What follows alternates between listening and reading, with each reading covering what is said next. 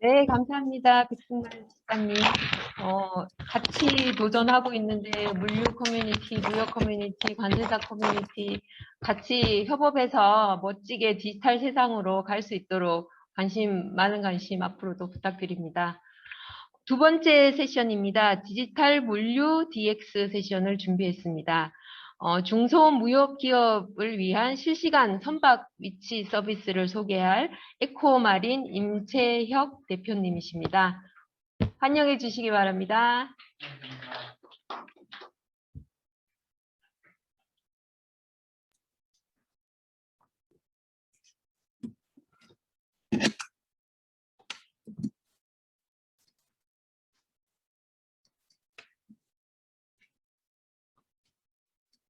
네, 안녕하십니까. 주식회사 에코마린 임채혁 대표입니다. 오늘 제가 발표드릴 주제는 중소무역기업을 위한 AIS 실시간 선박 위치 서비스입니다.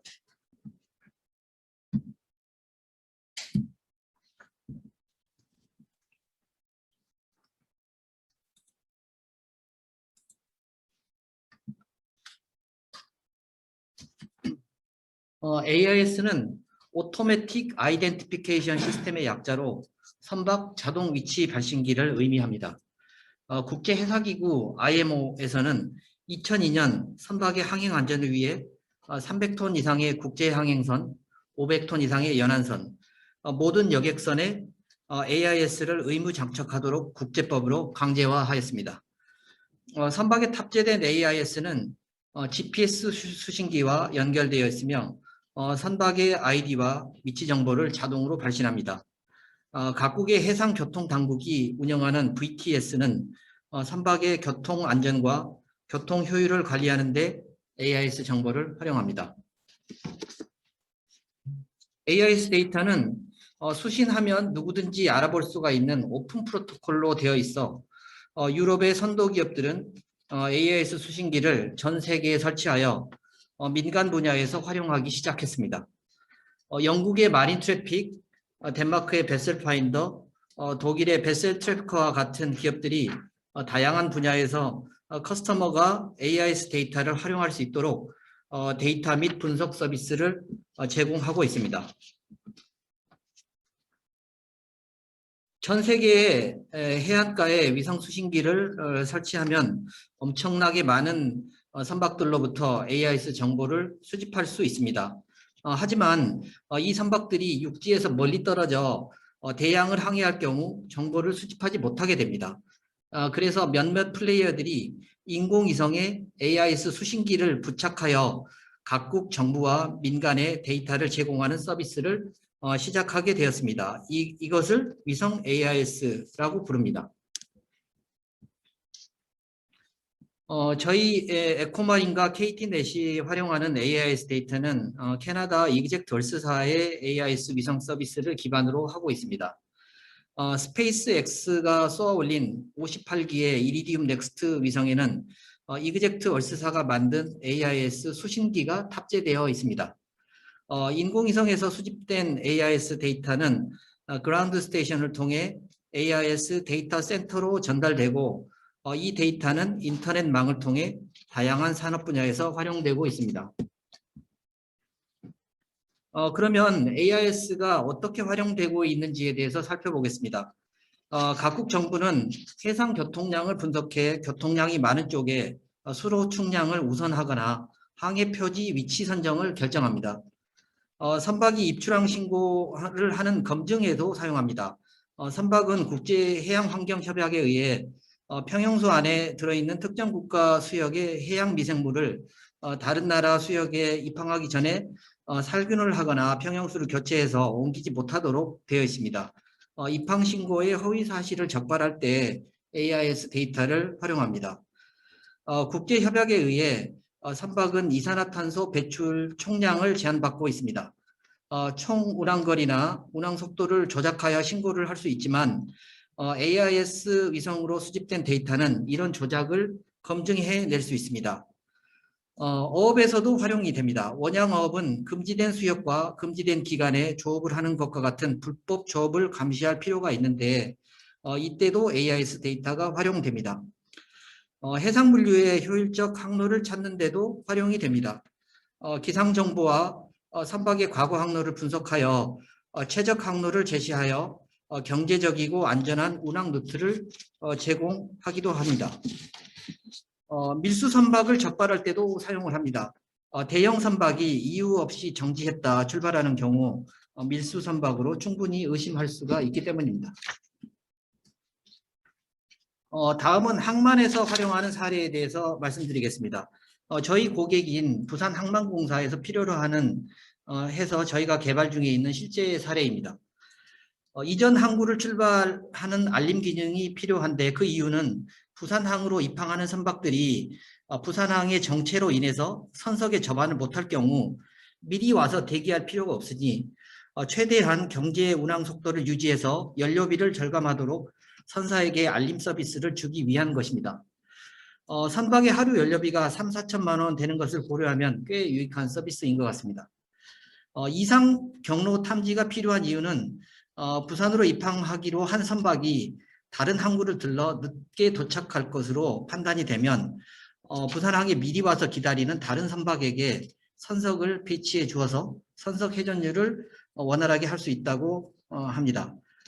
그리고 미세먼지 저감구역의 선박 속도 감시가 필요한 이유는 환경부 법령에 의해서 미세먼지 배출을 적게 하는 정속 운항 선박에게 국가가 인센티브를 부여하도록 되어 있는데 인센티브로 항만 사용료를 절감해 준다고 합니다. 항만공사는 정속 운항을 했다고 하면서 할인료를 신청하는 선주에게 위성 AIS 추적 시스템으로 교차 검증을 함으로써 부당한 인센티브 지불을 차단하려고 합니다. AIS 데이터에는 어떤 내용들이 들어있기 때문에 이렇게 다양하게 활용되는지 궁금하실 것입니다. 왼쪽의 그림은 저희가 활용하는 AIS 데이터의 원본입니다. 오른쪽 그림은 이걸 설명해 놓은 것입니다. 선박에 부여된 통신 고유 번호인 MMSI와 국제항행선의 등록 번호인 IMO 그리고 선박 이름이 기본적으로 들어 있습니다. 마치 차량 등록번호, 주민등록번호와 유사한 정보들입니다. 선박 타입 코드와 길이, 폭과 같은 선박의 디멘전에 관한 정보도 있습니다. 선박의 도착 예정지와 도착 예정 시각도 포함되어 있습니다. 이 정보는 선박에 실제로 탑승하고 있는 항해사가 AIS 장비에 기록한 내용을 그대로 수신한 것입니다. 화물의 적재 유무를 추측할 수 있는 드라프트, 홀수 정보도 있으며 항해 코드 정보도 있습니다. 항해 코드 정보는 운항 중인지, 정박 중인지 등을 알 수가 있습니다. 현재 위치를 알 수 있는 경위도 정보도 현재 속도와 방향을 알 수 있는 스피드 정보와 코스 정보도 포함되어 있고 AIS 정보 중에 가장 많이 활용되어 있습니다. 해상무역에서 어떻게 이 정보들이 사용이 되는지 알아보겠습니다. 삼성 SDS는 디지털 물류 서비스인 첼로를 운영하고 있으며 삼성전자 등 국내의 다수 대기업들에게 디지털 물류 서비스를 제공하고 있습니다. 이때 선박의 실시간 위치 정보와 물류 도착 및 지연을 예측하는 AIS 데이터를 하는데 AIS 데이터를 활용하고 있습니다.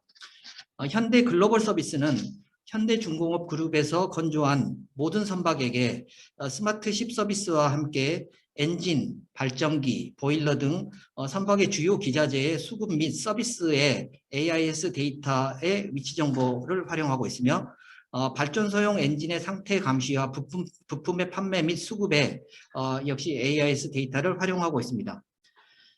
그리고 K플러라는 유럽의 회사는 선박을 통째로 임대해주는 용선 사업의 AIS 데이터를 활용합니다.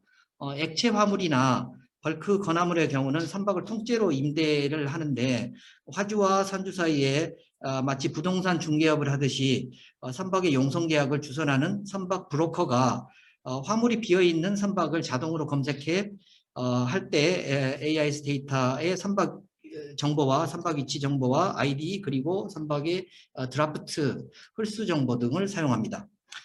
해상물류 분야에서 이렇게 많은 활용 사례가 생기면서 데이터 마이닝을 통한 의사결정 수단을 제공하는 데이터 분석 제공 서비스도 많이 생겨나게 되었습니다. 저희는 지난해 국내의 한 대기업에 전체 그룹의 그 해상물류 모니터링 시스템 구축에 참여했습니다.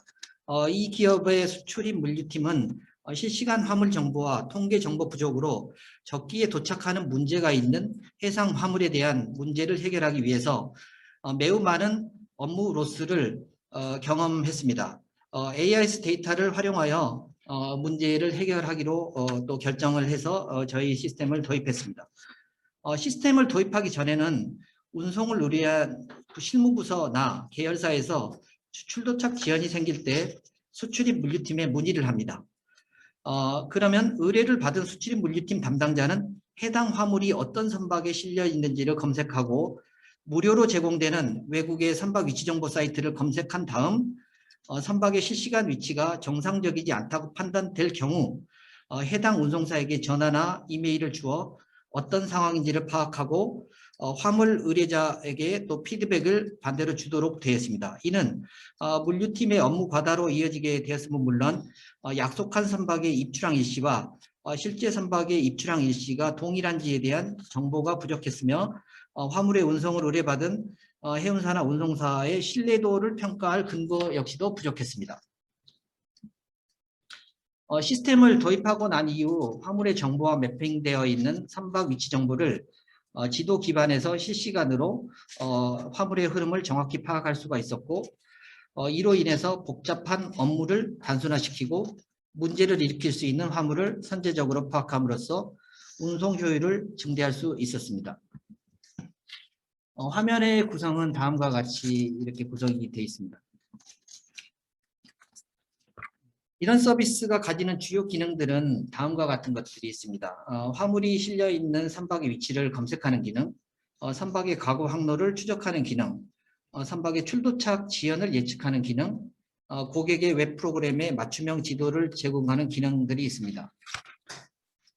해상 물류를 단순하게 모니터링하는 수준을 넘어 데이터 마이닝을 통해 의미 있는 데이터를 추출해내고 이를 시각화하는 서비스들이 요즘에 많이 나오고 있습니다. 화면은 이런 시각화에 대한 예시를 보여주는 것입니다. 마지막으로 우리나라에는 3,500개의 포드와 8만 개의 화주가 이미 디지털 무역 서비스를 이용하고 있다고 얘기 들었습니다. 위성 AIS 실시간 선박 위치 서비스는 디지털 무역 서비스와 함께 사용됨으로써 화물과 선박의 위치 정보를 한눈에 알아볼 수가 있게 되며 지연이 예측되는 선박과 매핑된 지연 화물을 추적 관리할 수 있게 됩니다. 화주에게는 공급망 계획을 신속하게 수립하게 할 수 있게 도와주고 대화주 서비스를 하는 포워더에게는 선사가 제공하는 정보만 알 수 있었지만 이제는 인공위성을 통해 얻은 실시간 선박 위치 정보를 알 수 있게 되어 중소무역기업에게 더욱 효율적인 디지털 무역 서비스를 사용할 수 있게 도와줍니다. 이상으로 발표를 마치겠습니다. 감사합니다. 네, 감사합니다. 임재혁 대표님, 중소기업들이 LCL 화물 작은 것들이 도대체 뭐 수에즈 운하 사고 났을 때 내 화물이 도대체 어디 있는지 되게 궁금한데 뭐 여기저기 전화를 많이 해야 사실은 알 수 있는 부분이 있는데 이런 부분을 KT넷이 가지고 있는 데이터와 이런 위성 데이터를 결합해서 새로운 실시간 디지털 경험 서비스를 해줄 수 있게 될 것 같습니다. 곧. 그래서 기대해 주시고요. 발표 감사합니다.